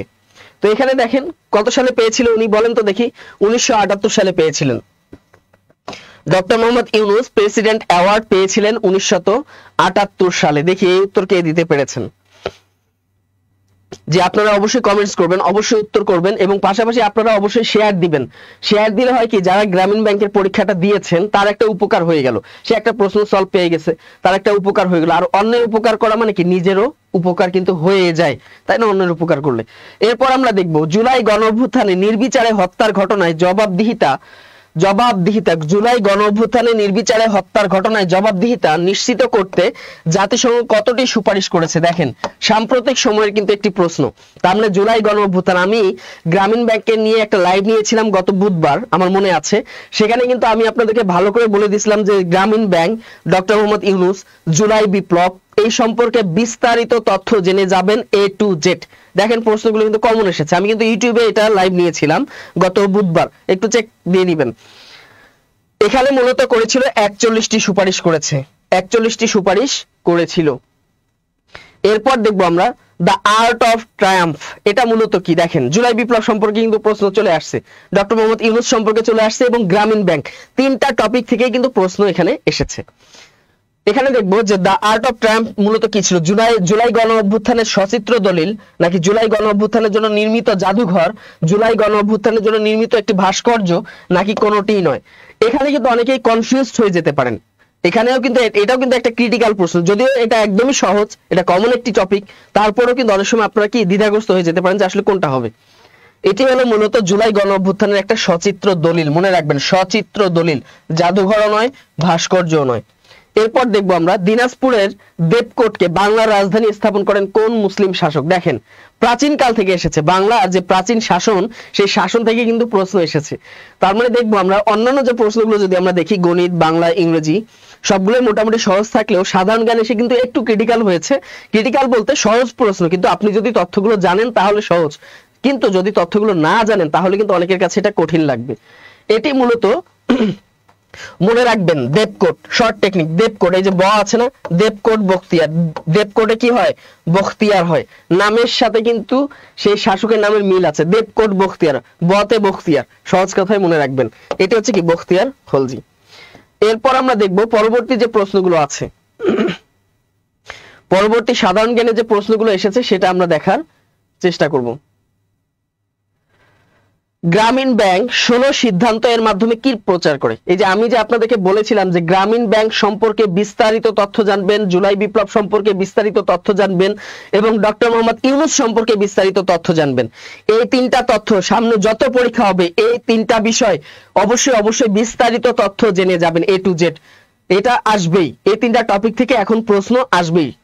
তো দেখেন গ্রামীণ ব্যাংক 16 সিদ্ধান্ত এর মাধ্যমে কি প্রচার করে? দেখেন এটিকে রাজনৈতিক এজেন্ডা প্রচার করে, ঋণ পরিশোধ এজেন্ডা, এটা কি করে প্রচার করে, নাকি সামাজিক উন্নয়নমূলক নীতিটাকে প্রচার করে, নাকি অর্থনৈতিক স্থিতিশীলতা নীতিটাকে প্রচার করে? অবশ্যই আমরা জানি যে গ্রামীণ ব্যাংক বলতে কি বোঝায়? সামাজিক উন্নয়ন। মনে রাখবেন সামাজিক উন্নয়নের যে বিষয়টি আছে, তাই না, এই নীতিটাকে তারা প্রচার করে কিসের মাধ্যমে? এই 16 সিদ্ধান্তের মাধ্যমে বা 16 এজেন্ডার মাধ্যমে। এটি হচ্ছে কি হবে? সামাজিক উন্নয়নমূলক নীতি। এরপর দেখবো আমরা গ্রামীণ ব্যাংকের পরিচালনা পর্ষদে কারা বেশি থাকেন? আমরা খুব ভালো করেই জানি যে গ্রামীণ ব্যাংকের যে পরিচালনা পর্ষদ রয়েছে সেখানে কারা থাকেন বলেন তো দেখি? বিদেশি উপদেষ্টা থাকেন, বেসরকারি আর্থিক প্রতিষ্ঠান থাকেন, ঋণ গ্রহীতা থাকেন, নাকি সরকারি প্রতিনিধি থাকেন? আমরা জানি যে গ্রামীণ ব্যাংকের যারা মালিকানার ক্ষেত্রে কারা মালিকানা দাবিদার বা কারা এর মালিক? মূলত হচ্ছে যারা ঋণ গ্রহীতা, গ্রামীণ যারা নারী আছেন, অসহায় নারী আছেন, পাশাপাশি যারা পুরুষ রয়েছেন যারা ঋণ গ্রহণ করে থাকেন, তারাই মূলত গ্রামীণ ব্যাংকের কি বলা যায় মালিকানার দাবিদার। তো সেই দৃষ্টিকোণ থেকে দেখাই যাচ্ছে যে এটা হচ্ছে ঋণ গ্রহীতা সদস্য, যারা ঋণ গ্রহণ করেন তারাই হচ্ছে মূলত কি মালিকানা। পরিচালনা পর্ষদেও কি তাদের গুরুত্বটা বেশি থাকে। এরপর দেখবো আমরা বাংলাদেশের রাষ্ট্রীয় বনভূমি নেই কতটি জেলায়? দেখেন, রাষ্ট্রীয় বনভূমি নাই কতটি জেলায়? আমরা জানি যে বাংলাদেশের সরকারি হিসাব মতে বাংলাদেশে 17% বনভূমি রয়েছে, কিন্তু বিশ্বব্যাংকের হিসাব মতে বাংলাদেশে 13.5% কি রয়েছে? বনভূমি রয়েছে। অথচ আমরা জানি যে একটা দেশের পরিবেশগত ভারসাম্য টিকিয়ে রাখার জন্য কমপক্ষে 25% বনভূমি প্রয়োজন। তো যদিও বাংলাদেশ সরকারের মতে 17% এবং কি 13.5% বনভূমি রয়েছে। আচ্ছা 10। আচ্ছা, তো এখানে দেখেন আমরা জানি 28টি জেলায় কি নাই? রাষ্ট্রীয় কোনো বনভূমি নাই, অর্থাৎ রাষ্ট্র কর্তৃক নির্মিত বা রাষ্ট্র কর্তৃক প্রতিষ্ঠিত বা রাষ্ট্রীয় জায়গায় কোনো বনভূমি নাই 28টি জেলায়। মনে রাখবেন, এটি কিন্তু সামনের পরীক্ষাগুলোতেও আসতে পারে। বাংলাদেশে ক্ষুদ্র নৃগোষ্ঠীর সংখ্যা কত? খুবই কমন একটি টপিক, সেটা তো আমরা সকলেই জানি, 50টি ক্ষুদ্র নৃগোষ্ঠী রয়েছে। তালপাতার পুঁথিচিত্র কোন যুগের নিদর্শন? দেখেন, তালপাতার পুঁথিচিত্র কোন যুগের নিদর্শন? এই যে প্রাচীন যুগ থেকে কিন্তু প্রশ্ন এসেছে। অনেকদিন পর একটা চাকরি পরীক্ষা দেখলাম যে প্রাচীন যুগ থেকে প্রশ্ন এসেছে। তো মনে রাখবেন, তালে কি হয়? তালে হয় পাল। মনে রাখবেন, এভাবে মনে রাখবেন, ওই যে দ্বন্দ্ব সমাসের মতো, তাল পাল। ঠিক আছে, অর্থাৎ তালপাতা হচ্ছে পাল যুগের নিদর্শন। মনে রাখবেন, তালপাতা হচ্ছে কি পাল যুগের নিদর্শন। এটি সঠিক উত্তর হচ্ছে পাল যুগ। এরপর আমরা দেখব, এরপর হচ্ছে যেটি হলো গ্রামীণ ব্যাংকের অভিনব বৈশিষ্ট্য কোনটা? দেখেন, গ্রামীণ ব্যাংকের অভিনব বৈশিষ্ট্য কোনটি হইতে পারে? দেখেন, ঋণ গ্রহীতারাই কি মালিক, নাকি শুধুমাত্র নগদ লেনদেন হয়, সঞ্চয় বাধ্যতামূলক নয়, নাকি ব্যবসায়িক বিনিয়োগ নিষিদ্ধ? একটু আগে আমি বলেছি যে গ্রামীণ ব্যাংকের বৈশিষ্ট্য হচ্ছে যারা ঋণ গ্রহীতা তারাই হচ্ছে কি এটার প্রকৃত মালিক। তাহলে সঠিক উত্তর কি হবে? ঋণ গ্রহীতারাই হচ্ছে কি প্রকৃত মালিক। এরপর দেখেন, রাশিয়া ইউক্রেন যুদ্ধ শুরু হয় কবে? এটা অবশ্য কিছু ব্যাকডেটেড প্রশ্ন, তারপরে এটা কি যেহেতু এখন যুদ্ধ তাদের মধ্যে চলমান, তাহলে রাশিয়া ইউক্রেন থেকে কিন্তু যুদ্ধ আসবে। এটা আমি কিন্তু সেই লাইভ ক্লাসেও বলেছিলাম যে সাম্প্রতিককালে যে যুদ্ধ আছে, ভারত পাকিস্তান যে যুদ্ধ হয়েছে, ইসরায়েল প্যালেস্টাইন যে যুদ্ধ, মধ্যপ্রাচ্যে যে অস্থিতিশীলতা, পাশাপাশি যেটা হচ্ছে ইউক্রেন রাশিয়া যে যুদ্ধ, এই যুদ্ধ থেকে একটা প্রশ্ন মানে যে কোনো পরীক্ষা এটা কমন পাবেনি আপনারা। তো এখান থেকে একটা প্রশ্ন এসেছে, সেটা আমরা সবাই জানি, 24 ফেব্রুয়ারি 1922 সালে রাশিয়া ইউক্রেন যুদ্ধ শুরু হয়েছিল। অ্যারিস্টটলের শিক্ষা কেন্দ্রের নাম কি? 4টি অপশন দেওয়া আছে। অ্যারিস্টটল যিনি ছিলেন একজন দার্শনিক, এই অ্যারিস্টটলের শিক্ষা কেন্দ্রের নাম কি ছিল? লাইসোয়াম নাকি লাইসিয়াম? আমরা সবাই জানি অ্যারিস্টটলের যে শিক্ষা কেন্দ্র ছিল সেটা মূলত ছিল কি লাইসিয়াম। সেই শিক্ষা কেন্দ্রের নাম ছিল লাইসিয়াম। তো দেখা যাক, এবং আপনারা অবশ্যই কমেন্টস করবেন যে আপনাদের বাংলায় যারা পরীক্ষা অংশগ্রহণ করেছেন বাংলায় কতটি উত্তর সঠিক হয়েছে, ইংরেজিতে কতটি হয়েছে, গণিতে কতটি হয়েছে, এবং সর্বশেষ সাধারণ জ্ঞানে কতটি প্রশ্ন হয়েছে। এবং অবশ্যই যারা পরীক্ষা দিয়েছেন আপনার কাছে কি মনে হয় যে কাট মার্কস কত হইতে পারে? একটু অবশ্যই বলবেন আপনারা, দেখি কার কি সিদ্ধান্ত বা কার কি মতামত। চীনা কৃত্রিম বুদ্ধিমত্তা কোম্পানি ডিপসিক এর প্রতিষ্ঠাতা কি? দেখেন, সাম্প্রতিক সময়ের কিন্তু প্রশ্ন এই যে ডিপসিক, আমি কিন্তু আপনাদেরকে এই লাইভ ক্লাসে বলেছিলাম ইউটিউবে যে এই যে তথ্য প্রযুক্তি সংক্রান্ত যে প্রতিষ্ঠানগুলো আছে এই প্রতিষ্ঠান থেকে কিন্তু সাম্প্রতিক সময়ে প্রশ্ন আসে এবং আসবেই। এবং দেখেন ডিপসিক থেকে কিন্তু প্রশ্ন এসেছে। তথ্য প্রযুক্তি যে প্রতিষ্ঠান আছে, যেমন দেখেন গুগল, ইউটিউব, টুইটার, বা যেটা বর্তমান নাম হচ্ছে এক্স, তারপর যেমন ধরেন যে ডিপসিক, এআই, এই যে তথ্য প্রযুক্তি সংক্রান্ত যে বিভিন্ন যে প্রতিষ্ঠান আছে বা বিভিন্ন যে উদ্যোগ রয়েছে, এইগুলো কিন্তু আপনাদের পড়ে যেতে হবে, একদম 100% পড়ে যেতে হবে। দেখেন, এটা হচ্ছে লিয়াং ওয়েনাফেং, মনে রাখবেন লিয়াং ওয়েনাফেং, তিনি মূলত ডিপসিক এর প্রতিষ্ঠাতা, তিনি হচ্ছেন এটার প্রকৃত প্রতিষ্ঠাতা। এরপর দেখেন, ইন্টারপোলের সদর দপ্তর কোথায়? ইন্টারপোলের সদর দপ্তর কোথায়? এটি কিন্তু পরীক্ষা এসেছিল কিছুদিন আগেও, দেখেন সম্ভবত এনএসআই তে পরীক্ষা এসেছিল। তার মানে আপনাকে বুঝতে হবে যে সাম্প্রতিক সময়ে যে পরীক্ষাগুলো হচ্ছে এই প্রশ্নগুলো আপনারা সমাধান করবেন, এখান থেকে 2-1টা প্রশ্ন আপনারা কিন্তু কমন পাবেন। আমরা সেটা জানি যে লিও ফ্রান্স, তাই না? লিও ফ্রান্সে এটি অবস্থিত। লিও ফ্রান্স দুইভাবেই লেখা যায়, লিও ফ্রান্স। ইন্টারপোলের বর্তমান সদর দপ্তর। এরপর হচ্ছে আমরা পরবর্তী যে প্রশ্নগুলো আছে সাধারণ জ্ঞানে সেটা আমরা একটু দেখব। টোটাল 31টি সাধারণ জ্ঞানের প্রশ্ন এসেছে। এবার দেখব আমরা পরবর্তী যে প্রশ্নগুলো আছে। দেখেন 2025 সালে নোবেল প্রাইজ পেয়েছেন কে? এখানে বলে নাই যে কোন ক্ষেত্রে পেয়েছে, তাই না? জার্মানির একজন পরিবেশ কর্মী, জাপানের একজন শান্তি আন্দোলনকারী, কোরিয়ার অর্থনীতিবিদ নাকি ইউক্রেনের মানবাধিকার আইনজীবী? আমরা জানি যে 2025 সালে এটা হচ্ছে 2000 কি হবে, 25 হবে নাকি 24 হবে? বলেন তো দেখি কি হবে, বলেন। 2025 সালে নোবেল পুরস্কার কি এখনো ঘোষণা হয়েছে? যাই হোক, এটা কারেকশন করে নেবেন। তো নোবেল পুরস্কার পেয়েছিলেন কে? একজন জাপানের একজন শান্তিকামী একজন মানুষ, তার নাম হচ্ছে কি, আমরা সবাই জানি, নিহান হিদান কিও। মনে রাখবেন, নিহান হিদান কিও। তিনি একজন শান্তিবাদী একজন মানুষ, এই পরিবেশ রক্ষাকারী একজন কর্মী। তিনি মূলত জাপানের শান্তি আন্দোলনকারী, তার নাম হচ্ছে নিহান হিদান কিও। তিনি মূলত এখানে কি পেয়েছিলেন? এই পুরস্কার, নোবেল পুরস্কার পেয়েছিলেন এই 4টি অপশনের মধ্যে। এরপর দেখেন সুশাসনের জন্য বিশ্ব ব্যাংকের নির্দেশিত যে 4টা স্তর আছে, প্রশ্ন এসেছিল যে সুশাসনের স্তর কতটি, বিসিএস এ আসছিল 4টি স্তর, কিন্তু এখানে দেখেন প্রশ্ন একটু ঘুরিয়ে দিয়েছে যে সুশাসনের জন্য বিশ্ব ব্যাংকের নির্দেশিত কোন 4 স্তরের মধ্যে, কোনটা 4 স্তরের মধ্যে অন্তর্ভুক্ত নয়। এখানে 4টি স্তর আছে: দায়িত্বশীলতা, আইনি কাঠামো, দুর্নীতি দমন এবং অংশগ্রহণ। তো দুর্নীতি দমন হচ্ছে কি এই 4 স্তরে ছিল না, তাহলে সঠিক উত্তর কি হবে? দুর্নীতি দমন হবে। এরপর দেখেন ইউরিয়া সারে কত শতাংশ নাইট্রোজেন আছে? এটা হচ্ছে রিপিটেড প্রশ্ন, অনেকবার পরীক্ষা এসেছে।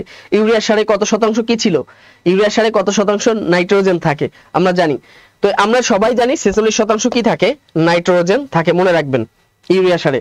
মানুষের শরীরের জন্য অত্যাবশ্যকীয় অ্যামাইনো অ্যাসিড কতটি? এটি নবম দশম শ্রেণী যে বিজ্ঞান বইটি আছে, সাধারণ বিজ্ঞান, এই বিজ্ঞান বই আপনারা পাবেন খাদ্য এবং পুষ্টি অধ্যায়। খাদ্য পুষ্টি অধ্যায় গেলেই আপনারা পেয়ে যাবেন অ্যামাইনো অ্যাসিডের যে উপাদান। তো আমরা জানি যে মানুষের জন্য অত্যাবশ্যকীয় যে অ্যামাইনো অ্যাসিড হচ্ছে মূলত 20টি, তার মধ্যে 8টি হচ্ছে মূলত অত্যাবশ্যকীয়, মানে এই 8টি আপনার শরীরে থাকতেই হবে। এই 8টি অ্যামাইনো অ্যাসিড যদি আপনার শরীরে না থাকে, আপনি বিভিন্ন রোগ ব্যাধিতে আক্রান্ত হবেন। আর বাকি যেগুলো আছে এগুলো হচ্ছে কি, থাকলেও সমস্যা নাই, থাকলে ভালো, কিন্তু না থাকলে আপাত দৃষ্টিতে কোনো ধরনের সংক্রমণ বা কোনো ধরনের সমস্যা হবে না। তবে তাহলে সর্বমোট অ্যামাইনো অ্যাসিড হচ্ছে কতটি? 20টি। এরপর দেখবেন NASA James Webb space telescope উৎক্ষেপণ করে কবে? এই যে নাসা জেমস ওয়েব যে টেলিস্কোপ, এই টেলিস্কোপটি কবে উৎক্ষেপণ করে? এটা হচ্ছে ব্যাকডেট একটা প্রশ্ন, তারপরে এটাকে সাম্প্রতিক আমরা ধরতে পারি, সেটা আমরা জানি ডিসেম্বর 2021 সাল। ডিসেম্বর 2021 সালে জাপান কি করে, নাসা জেমস ওয়েব স্পেস যে টেলিস্কোপ আছে সেটাকে কি করেছিল, তারা উৎক্ষেপণ করেছিল। এরপর আমরা দেখব অ্যাসিড এবং ক্ষারের বিক্রিয়ায় কি উৎপন্ন হয়? এটাও দেখেন বিক্রিয়া অধ্যায় থেকে এসেছে, তাই না? ক্ষার ও লবণ বা বিক্রিয়া অধ্যায়, এই বিক্রিয়া অধ্যায় হচ্ছে নবম দশম শ্রেণীর সাধারণ বিজ্ঞানে এখানেও আছে, অথবা দেখা যায় রসায়ন বই, সেখানেও আপনারা পাবেন বিজ্ঞান বিভাগের। তো আমরা জানি যে অ্যাসিড এবং ক্ষার এই দুইটার বিক্রিয়ায় মূলত তৈরি হয় লবণ এবং পানি। এই দুটা কি হয়, তৈরি হয় অ্যাসিড এবং ক্ষারের। এবং আমি সবসময় সেই গ্রামীণ ব্যাংকে যখন লাইভ নিয়েছিলাম তখন আপনাদেরকে বলেছিলাম যে বিজ্ঞান সম্পর্কে যদি আপনারা পড়তে চান তাহলে অবশ্যই 41 থেকে 46 এবং বিসিএস এর বিগত সালের প্রশ্নগুলো একটু দেখবেন, অথবা নবম দশম শ্রেণীর যে বিজ্ঞান বইটি আছে সাধারণ বিজ্ঞান, এই বইটি দেখলেই বিজ্ঞান থেকে যতগুলো প্রশ্ন আসুক না কেন আশা করি আপনাদের আর কোনো সমস্যা হবে না যে কোনো চাকরি পরীক্ষায়। এরপর দেখেন কম্পিউটার অপারেটিং সিস্টেম উইন্ডোজ সর্বপ্রথম তৈরি করা হয়। এই যে উইন্ডোজ যে আমরা ব্যবহার করি, উইন্ডোজ 1, উইন্ডোজ 8, উইন্ডোজ 14, উইন্ডোজ 10, এগুলো যে ব্যবহার করে থাকি, এটা সর্বপ্রথম লঞ্চ করে কবে বা এটা তৈরি করা হয় কত সালে? আমরা জানি সেটা হচ্ছে 1985 সালে। 1985 সালে অপারেটিং সিস্টেম উইন্ডোজ সর্বপ্রথম তৈরি করা হয়েছিল, তাই না? উইন্ডোজ সর্বপ্রথম তৈরি করা হয়েছিল। স্টারলিং কি? এই যে দেখেন, আমি কিন্তু আপনাদেরকে বলেছিলাম যে স্টারলিং সম্পর্কে কিন্তু জেনে যাবেন, স্টারলিং থেকে প্রশ্ন আসবেই, চাকরি পরীক্ষা আসবেই। দেখেন স্টারলিং কি, এটা কম্পিউটার নাকি স্যাটেলাইট নাকি সফটওয়্যার নাকি এটা ইন্টারনেট সেবাদানকারী প্রতিষ্ঠান? আমরা সবাই জানি ইন্টারনেট সেবাদানকারী প্রতিষ্ঠান, এটা হচ্ছে মূলত কি ইন্টারনেট সেবাদানকারী প্রতিষ্ঠান। আচ্ছা এরপর দেখি, আচ্ছা অনেকেই সঠিক উত্তর দিয়েছেন, মুমু বলেছেন ঘ হবে, রূপক কান্তি সানা বলেছেন 15 ফেব্রুয়ারি, এটা অনেক আগের প্রশ্ন ছিল, ইউটিউব থেকে কমেন্টস এসেছে। এছাড়া আমাদের ফেসবুকে যা আছে, স্যার অনেক প্রশ্ন কঠিন হয়েছে। আমি এটাই বললাম যে সাধারণ জ্ঞানের প্রশ্ন কিন্তু বেশ ক্রিটিক্যাল আছে। একজন বলেছেন যে 55+ হবে কাটমার্ক, এটা মানে কি অসম্ভব একটা কল্পনা, আকাশ কুসুম কল্পনা যে 55+ কাটমার্কস হবে।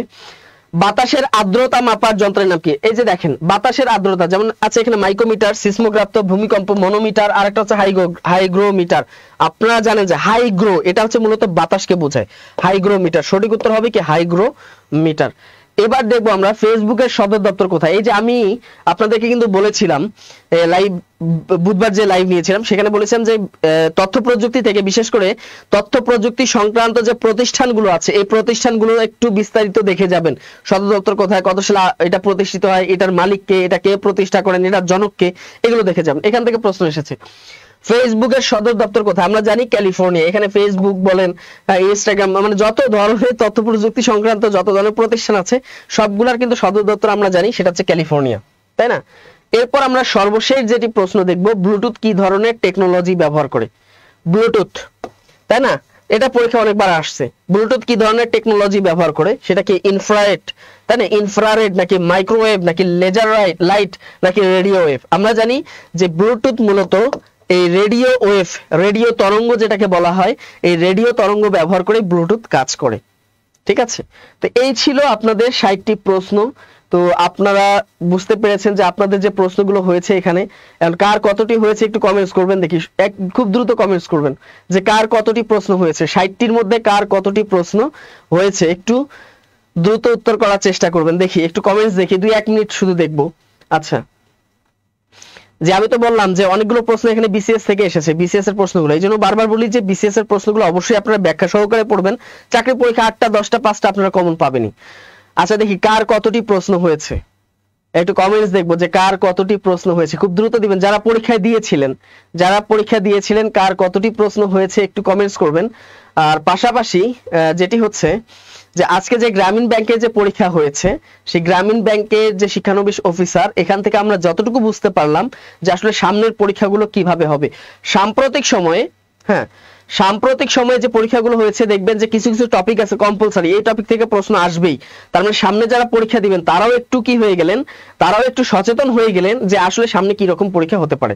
আচ্ছা 40+ একজন বলেছেন, 55টি হয়েছে। আচ্ছা যাই হোক, তো আশা করা যাচ্ছে যে আপনাদের কাট মার্কস কত থাকবে। সবার মনে একটা প্রশ্ন যে আসলে কাট মার্কস কত থাকবে। আজকের যে প্রশ্ন, সেই প্রশ্ন দেখে যেটা বোঝা যাচ্ছে যে আপনাদের কাট মার্কস মানে একদম যে 50+ হবে বিষয়টা কিন্তু তাও না। ঠিক আছে, তো মনে রাখবেন 48 এটা হচ্ছে স্ট্যান্ডার্ড, 48 থেকে 50 এর মধ্যেই কাট মার্কস চলে আসবে। 48 থেকে 50 এটাই হবে আপনাদের কাট মার্কস। ঠিক আছে, 48 থেকে 50 এটা আপনাদের স্ট্যান্ডার্ড। যারা 48 থেকে 50 এর মধ্যেই থাকবেন আশা করা যায় তারা ইনশাআল্লাহ আপনারা ভাইবা বা লিখিত পরীক্ষা যেটাই হোক পরবর্তী ধাপের জন্য আপনাদেরকে কল করবে। 48 থেকে 50 এটা আপনারা মনে রাখবেন আজকে যে প্রশ্ন। ঠিক আছে, তো এতক্ষণ যারা যুক্ত ছিলেন আমাদের সাথে দীর্ঘ সময় ধরে সবাইকে অসংখ্য ধন্যবাদ। এবং আমাদের যে বিদ্যাবাড়ির যে নিয়মিত উদ্যোগ, যে প্রত্যেক দিন প্রত্যেকটা পরীক্ষায় সবার আগে সমাধান এবং সবার আগে লাইভ সমাধান দেওয়ার চেষ্টা করি বিদ্যাবাড়ি।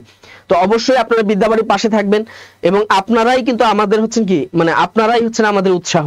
আপনারা যত বেশি ইনগেজ থাকবেন আমাদের সাথে, যত বেশি শেয়ার দিবেন, যত বেশি আমাদের তথ্যগুলোকে আপনারা অনুসরণ করবেন, অনুশীলন করবেন, অনুসরণ করবেন, অনুকরণ করবেন, এর মাধ্যমে আপনাদের চাকরির যে প্রস্তুতি সেটা আরো বেশি সহজ হয়ে যাবে। তো সবাইকে অসংখ্য ধন্যবাদ, দীর্ঘ সময় ধরে আপনারা আমাদের সাথে যুক্ত ছিলেন। সবাই ভালো থাকবেন, সুস্থ থাকবেন, সবার জন্য শুভকামনা। আসসালামু আলাইকুম।